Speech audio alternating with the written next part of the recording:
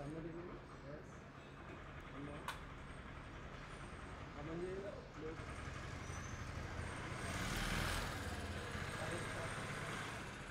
अमन जी सभी लोग सर आपका सिंगल वेलकम और आपका अमन जी लोग। Yes, one more.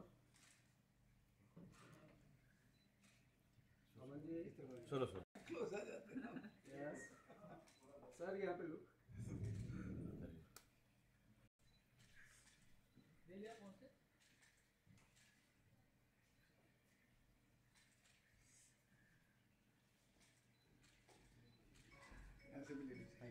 Sir, look यहाँ पे sir.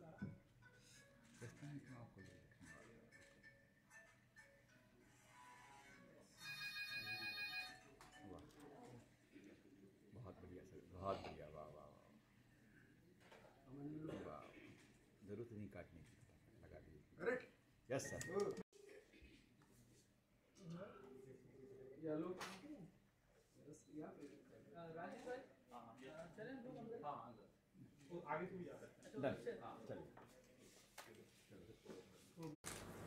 Okay sir. Thank you guys, thank you thank you thank you. As a captain of the ship sir, सबसे पहले आपसे जानना चाहूँगा कि क्या एग्जैक्टली होने वाला है फिल्म के अंदर, और थोड़ा सा अगर बताएं फिल्म के बारे में हमारी ऑडियंस को। अभी जैसे कि ट्रेलर आप लोगों ने देखा, फिल्म सस्पेंस थ्रिलर और बहुत ही ज़्यादा कह सकते हैं कि एंटरटेनमेंट से भरी हुई है। आप लोगों को बहुत मज़ा आने वाला है, जो भी ऑडियंस देखेगी उसको मज़ा आने वाला है थिएटर में। फिल्म का जो बेसिक की मर्डर मिस्ट्री इसमें है, और अमन सर ने उसमें बहुत ही इम्पॉर्टेंट रोल प्ले किया है पुलिस कॉप का, और अपनी अनु मित्रा जी इसमें main lead as a female उन्होंने किया है। अंकित बाटला एंड आर्य बब्बर, इन लोगों ने एज ए मेन लीड किया है इसमें मेल।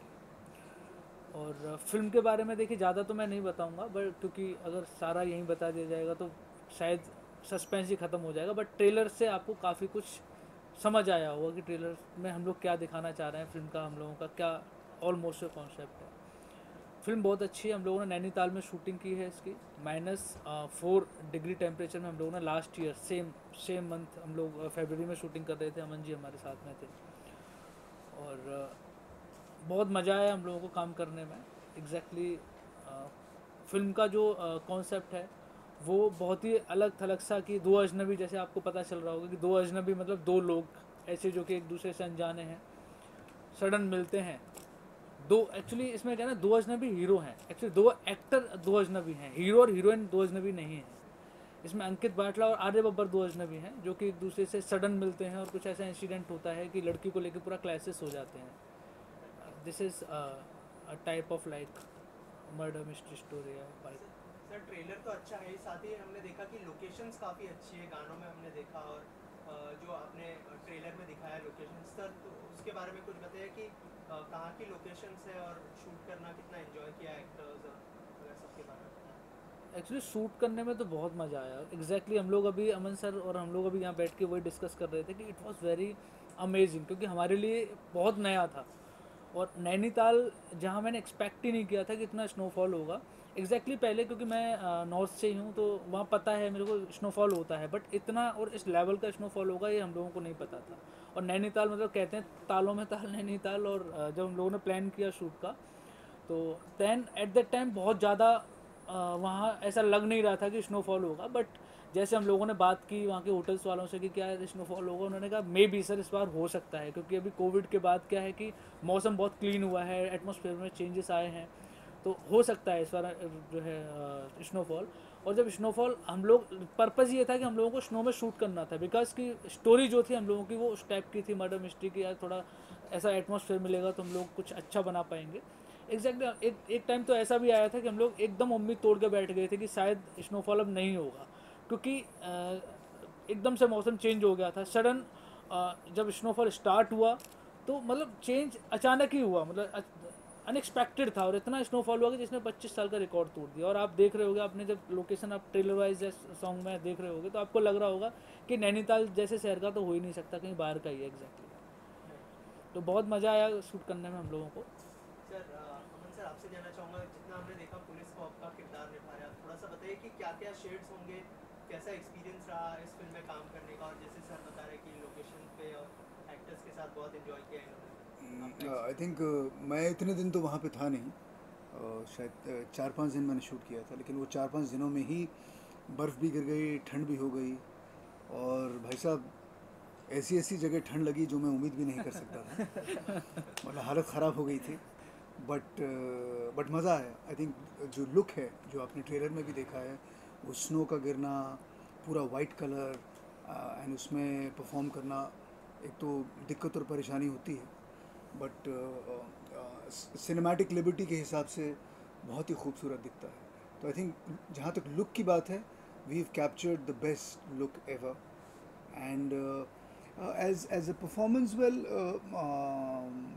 सीधा साधा एक पुलिस ऑफिसर है, और जैसे कि संजीव जी ने कहा कि मर्डर मिस्ट्री है, और मर्डर होता है, किसका होता है ये तो जब आप लोग फिल्म देखेंगे तभी मालूम पड़ेगा। एंड ऑफ कोर्स सरफिरा आदमी है, थोड़ा अक्खड़ है, थोड़ा सा तेज़ बोलता है, और बदतमीज़ी के लेवल तक पहुंच जाता है। तो एक अलग शेड इस पुलिस ऑफिसर को देने की कोशिश कर रहा हूँ। I don't know whether it's going to be possible, but I enjoyed working on it, and I am sure कि कुछ अलग निकल के आएगा for sure. And it's a murder mystery, and when you see the film, that is the time आप realise करेंगे कि कहानी क्या थी और क्या बन गई, एंड इवेंचुअली खूनी कौन है। तो कहानी यहाँ बताएंगे तो उसका कोई मतलब नहीं है, फिर तो बनाने का कोई मकसद ही नहीं है। हम अपने घर में बैठ के देखेंगे क्योंकि लोग तो देखेंगे नहीं फिर। जी सर, टॉकिंग अबाउट एक्टर्स, क्या कहना चाहेंगे? आर्या बब्बर जी है, अंकित है, फिर जो है मैम है, क्या कहना चाहेंगे? Well, it's fortunate that I've been given this opportunity to work in a project where you have such fine actors. So Arya Babbar has been around for a long time. Ankit Batla, उनका television के 2-3 मैंने projects देखे हैं. He is absolutely brilliant. Anu ji जो हैं उनका काम बहुत ही बेहतरीन रहा है. Though she is a newcomer, she is producing it, but a fine breed of actors and fine breed of people and a fine breed of director that I have worked with. So I've been very very fortunate कि एक अच्छा project मुझे मिला. उसमें मैं it's something like another feather in my cap, कि मेरे लिए बड़े फ़ख्र की बात है कि मैं इस ऐसे प्रोजेक्ट के साथ जुड़ पाया. अनु मैम, आपसे जानना चाहूँगा, कौन सा जॉब सबसे ज़्यादा डिफिकल्ट था, एज अ प्रोड्यूसर या एज अ एक्टर? थोड़ा सा अगर उस बारे में बताएं, और कैसा एक्सपीरियंस रहा ओवरऑल फिल्म का? एज अ प्रोड्यूसर तो हेक्टिक है, एज अ एक्टर मैं बोलती हूँ बेटर है कि थोड़ा रिलैक्स कर लो, देन काम कर लो. बट प्रोड्यूसर का ऐसा है कि फुल ऑन जब तक ये फिल्म रिलीज़ नहीं होती, थिएटर तक नहीं आती है, अपनी रिस्पॉन्सिबिलिटी ख़त्म नहीं होती है. और कैसा एक्सपीरियंस रहा as an actor? Aman sir है, बहुत सालों से काम कर रहे हैं. अंकित है, अंकित ने टेलीविज़न में बहुत काम किया है. आर्य बब्बर है, बहुत एक्सपीरियंस एक्टर है. कैसा एक्सपीरियंस रहा आपका इन एक्टर्स के साथ काम करना? मैं तो थैंकफुल हूँ क्योंकि इतने ब्रिलियंट, इतने एक्सपीरियंस्ड एक्टर्स के साथ मुझे काम करने का मौका मिला. एंड ऑब्वियसली अमन सर के साथ काम करना मतलब dream come true. Arya Babbar is also like, मैंने इन लोगों से मैंने सीखा बहुत है. मतलब जितना मैंने किया है इन्हीं के लिए किया है कि ये करवा पाए. ओके, आप क्या कहना चाहेंगे? आपका कैसा एक्सपीरियंस रहा फिल्म का और पूरी कास्ट के साथ, और क्या कुछ शेड्स देखने मिलेगा फिल्म को आपके पॉइंट ऑफ व्यू से, अगर बताएं? देखो, मैंने फ़िल्म को एडिट किया है, ग्रेडिंग किया है, VFX किया है, और एक बहुत अच्छी चीज़ इसमें ये थी कि मेरे को एक्टर्स से ज़्यादा रीटेक नहीं मिले तो काम करने बहुत मज़ा आया. कंटिन्यूटी सबकी अच्छी थी, और इसके अंदर कैसा हम लोग ने बताया कि कुछ हद तक स्क्रिप्ट जो ये लेके आए थे उसमें भी हमने बहुत एडिट टेबल पे चेंजेस करके उसको और मिस्टीरियस बनाया और सस्पेंस वाला बनाया. और आपको इसमें ये भी देखने मिलेगा कि फर्स्ट हाफ कुछ और है, सेकेंड हाफ कुछ और है. इतना सस्पेंस से भरा हुआ है, और बहुत अच्छा लगा मुझे एडिट करने के लिए और इनको पोस्ट प्रोडक्शन संभालने के लिए. और मूवी काफ़ी ही अच्छी, और आपको ज़रूर पसंद आएगी जब आप देखोगे तो, रिलीज़ होगी तो. सर, कब रिलीज़ करने का प्लान है फिल्म का, और कितने थिएटर्स में रिलीज़ करने का प्लान है? रिलीज़ करने का हम लोगों का जो प्लान है वो मार्च में है, एंड स्क्रीन्स पे वही अराउंड हम लोग ट्राई कर रहे हैं अभी कि 300-400 स्क्रीन्स पे लेके जाएं फिल्म को फर्स्ट वीक के अंदर, एंड बाकी तो डिपेंड करता है कि कितना जो है अच्छा परफॉर्म करती है बॉक्स ऑफिस पे। होप्स वो अच्छा ही करेगी, हम लोगों ने बहुत मेहनत से फिल्म बनाई है और सब ने अच्छा किया है, तो definitely it will. Aman sir, आपसे जानना चाहूँगा क्योंकि आप बहुत सालों से इंडस्ट्री का हिस्सा है, इन दिनों जो है फिल्मों का बुरा दौर से अच्छा दौर शुरू हो चुका है, जैसे लोग पहुँच रहे थिएटर्स में, तो आपको लगता है कि जो डायरेक्टर्स हैं उनके जो हौसले हैं और बढ़ेंगे अच्छी अच्छी फिल्म बनाने के लिए? अगर आपके पॉइंट ऑफ व्यू से कुछ बताया। देखिए, मुझे कभी नहीं लगा था कि हमारी इंडस्ट्री का कोई बुरा दौर कभी आया था। एक फेज़ होता है जब maybe things don't work out, तो maybe our industry was trying to figure out कि कौन सी चीज़, एंड कोविड का दौर भी चल रहा था, एक मुश्किल दौर था सबके लिए, चाहे वो फिल्म इंडस्ट्री हो या कोई दूसरी इंडस्ट्री हो। So I do not feel, yes maybe जो प्रोजेक्ट्स बन रहे थे, जो डायरेक्टर्स सोच रहे थे, शायद उस समय वो क्लिक नहीं हो रहे थे, but at that particular moment हमारी जो इट इज़ रॉन्ग टू से साउथ इंडियन इंडस्ट्री, क्योंकि फिल्म इंडस्ट्री हमारी एक ही मानी जानी चाहिए, लेकिन हम उसे कैटेगराइज कर देते हैं कि वो बंगाल से है, ये तमिलनाडु से है, ये केरला से है, तो उनकी फिल्में little over the top, heroism वहाँ ज़्यादा होता है, एंड वहाँ जो एक फॉलोइंग भी है, एक्टर्स की कल्ट फॉलोइंग है, जो कि हिंदी फिल्म इंडस्ट्री में उस लेवल की नहीं है। But again with the release of Pathaan, I think I was so happy कि एक ऐसी फिल्म जो इतनी चली है, क्योंकि एक फिल्म चलती है तो इतने सारे प्रोड्यूसर्स की हिम्मत होती है कि भाई चलो इंडस्ट्री शुरू हुई है, अब हम वापस फिर से खड़े हो जाएंगे। सो एक फेज़ रहा था जहाँ पे मे बी प्रोजेक्ट्स क्लिक नहीं हो रहे थे। हमारे यहाँ पे हिंदी फिल्म इंडस्ट्री में ऐसा कुछ नहीं है कि हमारे पास कंटेंट नहीं है या मेकर्स नहीं है या परफॉर्मर्स नहीं है, हमारे पास सब कुछ है। वो चीज़ उस समय क्लिक नहीं हो रही थी, अब ये चीज़ अभी क्लिक हुई है, एंड आई एम श्योर कि जैसे जैसे चीज़ें खुलती रहेंगी, यू नो, लोग और वापस थिएटर की तरफ आएंगे और फिल्में बनेंगी और पीपल विल वांट टू, मेरे लिए when I watch a film I want to watch it on the big screen. मेरे लिए वो एक मोबाइल पे इतने में देखने में या टेलीविज़न में देखने में वो उसका मज़ा ही नहीं है। You know, you need sound to surround you, you need the right kind of effect, the right music, the right color, the right actors, the right frame, तो और कहानी अच्छी होनी चाहिए, परफॉर्मेंस ब्रिलियंट होना चाहिए। तो एक दौर है, वो दौर मेरे हिसाब से निकल गया है, एंड नाउ जो भी होगा बढ़िया होगा और पॉजिटिव होगा। अमन सर, इसमें ऐड करना चाहूँगा कि 500 करोड़ हो चुका है कल तक का जो अपडेट है पठान का, क्या कहेंगे उस बारे में और कितना? नहीं, जहाँ तक मैं जानता हूँ world wide it has touched over 800। जी वर्ल्ड वाइड, हाँ, तो 850-900 मतलब 1000 की तरफ बढ़ रहा है। तो मैं तो चाहता हूँ 1000 क्या वो 10,000 बढ़े, ताकि और हज़ारों फिल्में बने, हम और आप, मतलब हमें बैठने की मतलब फुर्सत ना हो, इतना काम हो, इतनी इंडस्ट्री हमारी बड़ी हो। आई थिंक पॉजिटिविटी अगर आपके दिमाग में होगा, अगर आप हमेशा सोचेंगे अच्छा होगा, आगे जाके अच्छा ही होगा। सर, थोड़ा सा एक अलग सवाल जानना चाहूँगा, अभी जो है recently MC stand big boss जीते हैं, क्या कहना चाहेंगे, आपका क्या रिएक्शन है, क्योंकि आप बहुत सालों से इंडस्ट्री से जुड़े हैं? I know, I was also in big boss 9। बहुत से लोगों ने वेल आई थिंक देखिए, बहुत सी, ये एक बेसिक चीज़ है। Today our country, more than 65% of the population of our country today is under the age of 35 and below. So we are a very young country today, very very young. So MC Stan falls in that category, जहाँ पे जो youngsters उनके साथ हैं, उनकी जो उम्र है, जिस तरह के वो गाने बनाते हैं, अभी यही चीज़ अगर आप somebody who loves Kishore Kumar, somebody who loves Sonu Nigam, somebody who loves R.D. Burman, somebody who loves those old जिनके गानों पे मैं बड़ा हुआ, आई डोंट अंडरस्टैंड, मतलब मेरे लिए MC स्टैन के गानों को समझना it's a little difficult, but मैं ये भी जानता हूँ कि उसकी अपनी एक फॉलोइंग है, लोग उसे पसंद करते हैं, एक एज ब्रैकेट है, एक एज ग्रुप है।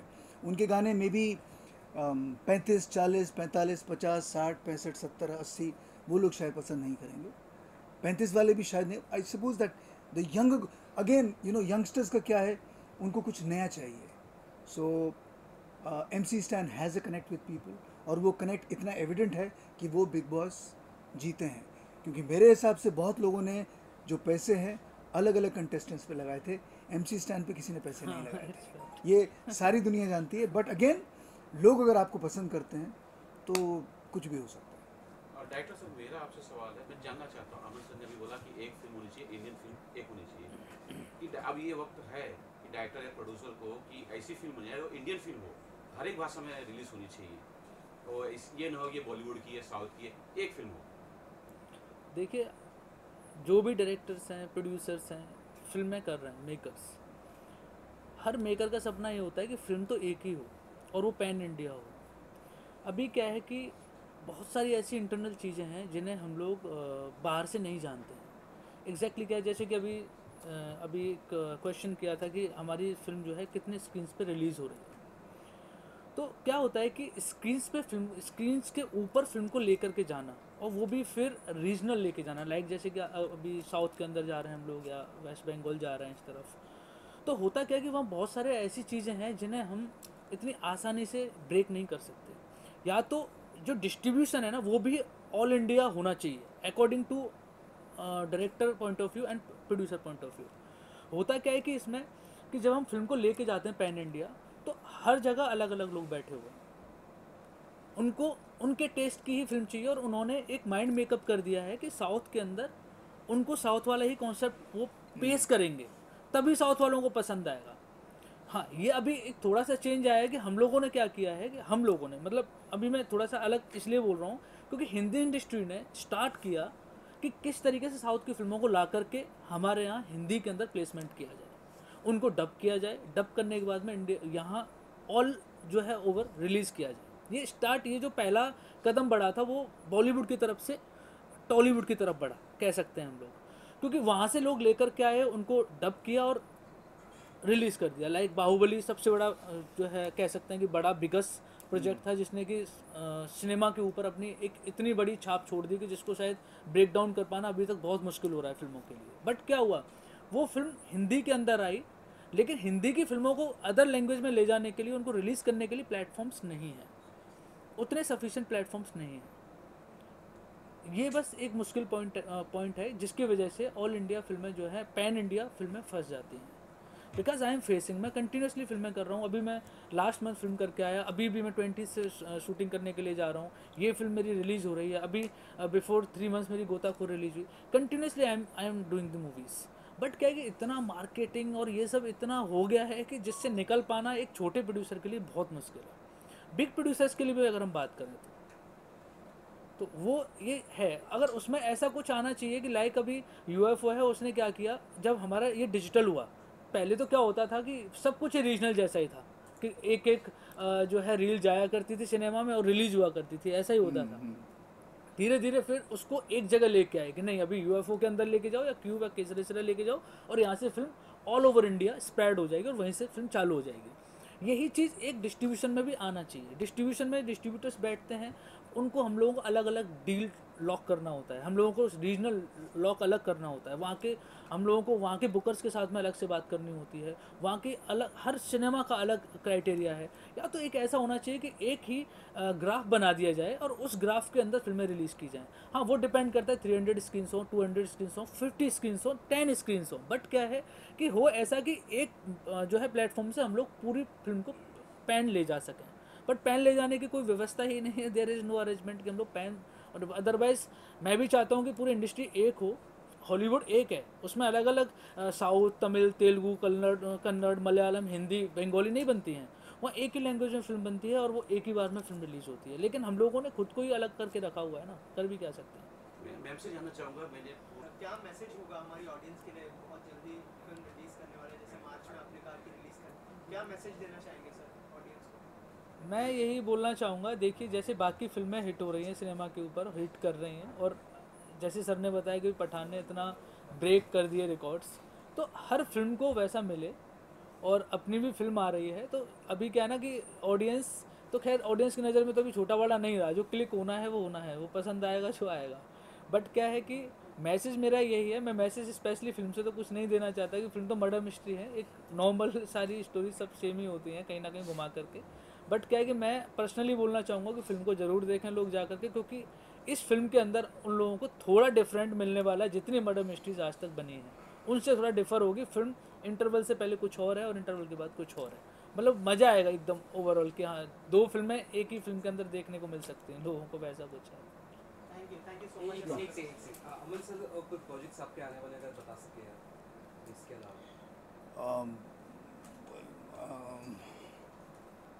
आई थिंक एक तो टेलीविज़न का शो स्टार भारत पे चल ही रहा है धीरे धीरे से, and there is another project I think मेरे हिसाब से I honestly can't talk about the project right now, so अगर मतलब मैं कुछ बोलूँगा तो वो एक तरह से बैकफायर ना हो जाए, but all I can say is कि इस समय हम इस फिल्म की बात कर रहे हैं। इट्स एन अपॉर्चुनिटी जहाँ पे all of us have worked very very hard, including the producer, she is also the lead actress, including the director Sanjeev ji. We have some fine actors like Arya Babbar, we have Ankit Batla. I'm a part of the project, so we've really worked hard on the film, and everybody who's watching this interview, please go and watch our film, and I'm sure it's a murder mystery, but it's something that will get you to think a lot, and you will really enjoy yourself. Thank you so much. Rakhi Sawant पे क्या कुछ कहना है? भाई साहब क्या हुआ क्या राखी साहब? मुझे लास्ट पता लगा उनकी शादी हो गई थी। आपने उनके हस्बैंड चले गया, अरेस्ट है। कहाँ चले गए? जेल। कहाँ चले गए? बयान दी बात। अच्छा छोड़ के चले गए। आप जिस तरह से उनके हस्बैंड चले, नहीं आई ऑनेस्टली मुझे इतना मालूम था उनकी शादी हुई है, अब आगे क्या हुआ है आई हैव नो आइडिया, क्योंकि अब यही सब मैं न्यूज़ देखता रहूँगा तो काम कौन करेगा? नहीं but honestly I have a lot of respect for Rakhi. मैं उनको पर्सनली भी जानता हूँ, जब भी मिलता हूँ उनकी तरफ से बहुत रिस्पेक्ट मुझे दी जाती है, and she is a wonderful human being, and शायद ये समय है, दौर है जहाँ पे थोड़ा बहुत कुछ परेशानी से वो गुजर रही हैं. जितनी लड़ाई वो लड़के आ चुकी हैं, तो ये लड़ाई उनके लिए बहुत ही छोटी सी है. समय की बात है, वो वापस खड़ी हो जाएंगी, और जैसे आप उनको देखते आए हैं वो वैसे ही वापस बन जाएंगे. Okay, thank you. Yes okay. सबसे पहले अंकित जी क्या कहना चाहेंगे सब किरदार के बारे में बताइए. हमने ट्रेलर तो देख ही लिया है, सस्पेंस थ्रिलर से भरा हुआ ट्रेलर है. थोड़ा सा अगर किरदार के बारे में हमारी ऑडियंस को बताए कि किस तरह का किरदार है, कैसा एक्सपीरियंस रहा. पहले तो मैं आपको एक्सपीरियंस बताता हूँ. हम लोग बहुत ही लकी हैं इस फिल्म को लेकर, इसलिए मुझे पूरा विश्वास है कि ये फिल्म आप सबको बहुत पसंद आएगी, क्योंकि ट्रेलर तो आई एम श्योर आप सबको बहुत पसंद आया ही होगा. हम लोग नैनीताल गए थे, एंड संजीव भाई बताएंगे आपको कि बर्फ़ पड़ गई, और suddenly the film starts looking gorgeous, और हम में से कोई ठंड के कपड़े कैरी नहीं कर रहा था. एंड जो मिला वहीं से पहन के हम लोग ने we kind of worked around it. So दो अजनबी मेरे लिए बहुत स्पेशल है, क्योंकि ऑफ कोर्स संजीव भाई की ये फिल्म है जो बहुत ही अच्छी तरह से लिखी हुई है. अनु की पहली फिल्म है, which is very interesting. And for me I think जो कैरेक्टर है वो मैं एक्चुअली रिवील नहीं करना चाहता आपको, लेकिन सारी जो भसाड़ मचाई है ना वो इसी कैरेक्टर की वजह से मची है. तो आप जब फिल्म देखेंगे तो आपको पता चलेगा कि इसमें रोमांस है बहुत सारा, बहुत ही खूबसूरत रोमांस है. कुछ गाने हैं जो हमने किए हैं, साथ में थ्रिलर है, अमन जी हैं, आर्या है. So it's gonna be really good fun. Sir आप बताइए अंकित के बारे में कि उनके साथ काम करने का एक्सपीरियंस कैसा रहा आपका. मैं मतलब आई हैव नो वर्ड्स कि जितना कोऑपरेटिव एक्टर्स मैंने अभी तक बहुत सारे लोगों के साथ काम किया, बट इट वाज अमेजिंग. इतना मज़ा आया काम करना. एक्चुअली क्या था ना कि हम लोगों का एक्सपीरियंस ऐसा रहा ही नहीं कि हम लोग फिल्म कर रहे हैं. वहाँ हम लोगों को लगा कि we are on tour, we are on picnic, और जैसे बताया कि स्नोफॉल हो गया सडन, तो अलग ही मतलब कुछ कह नहीं सकता. I have no words. और काम वाइज तो अगर मैं बात करूँ, वर्क वाइज तो he is amazing and brilliant. मतलब one take, no doubt, so many times. इन्होंने अभी क्योंकि अनु न्यू थे, क्योंकि क्या होता है कि स्टार्टिंग में जब थोड़ी प्रॉब्लम होती है जब नया बंदा होता है, बट वैसा फील ही नहीं होने दिया. और मेरी तरफ से तो जितना बना मैंने किया, बट इवन अंकित भाई ने भी काफ़ी जो है इनको संभाला भी. संजीव भाई की अगली पिक्चर भी मैं ही कर रहा हूँ. Definitely we are planning something like जी. जी सर प्रोड्यूसर भी है मैम और एक्ट्रेस भी है यहाँ पे, तो कोई इसके साथ लगी थी आपको? क्योंकि ऑन सेट पे जब मुझे पहले दिन मैंने पूछा कि मैं ये फिल्म मैंने सिर्फ इसलिए की थी क्योंकि मुझे कॉन्सेप्ट बहुत अच्छा लगा था और संजीव भाई ने मुझे कन्विंस किया था. So that was it. लेकिन जब मुझे पता चला कि प्रोड्यूसर हैं और यू नो वो हैं वहाँ बैठी हैं, मुझे लगा यार लेडी प्रोड्यूसर है, पता नहीं अब क्या होगा। फिर पता चला कि ये एक्ट्रेस भी हैं, तो मुझे लगा यार अब मैं करूँ ढंग से एक्टिंग, नहीं करूँ, you know there is a this thing. Plus इनकी पहली फिल्म है, बट अनु ने बहुत ही कंफर्टेबल फील कराया। And you know I must say पहली फिल्म के यू नो होने के बावजूद उन्होंने बहुत अच्छा काम किया है। हमारे जो रोमांस और जो गाने हैं वो बहुत ही अच्छे हैं, एंड आई एम श्योर लोगों को बहुत पसंद आएंगे। वैलेंटाइंस डे तो अब चला गया, लेकिन ये अगले वैलेंटाइंस डे तक चलते रहेंगे, आई एम श्योर। क्यों अनु? इंशाल्लाह। बहुत अच्छा था। It was a very nice experience with Anu, and इसने हमें कहीं फील नहीं कराया कि मैं प्रोड्यूसर हूँ और यू नो मैं एक्ट्रेस नहीं हूँ, बट आई थिंक ये बहुत कोऑपरेटिव है। So it was a good team, a family. Anu ji, आपका एक्सपीरियंस कैसा रहा अंकित के साथ? लाइक शेयर कीजिए, एंड ऑफ कोर्स हमारे गानों पे रील्स बनाइए, हमें टैग कीजिए ताकि हम उसे रीपोस्ट कर सकें। Thank you very much. Thank you so much and all the best. Thank you.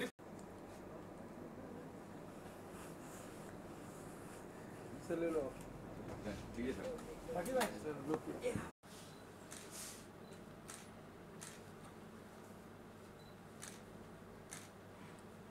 Sir Ankit sir और मैडम का एक सिंगल साथ में चाहिए।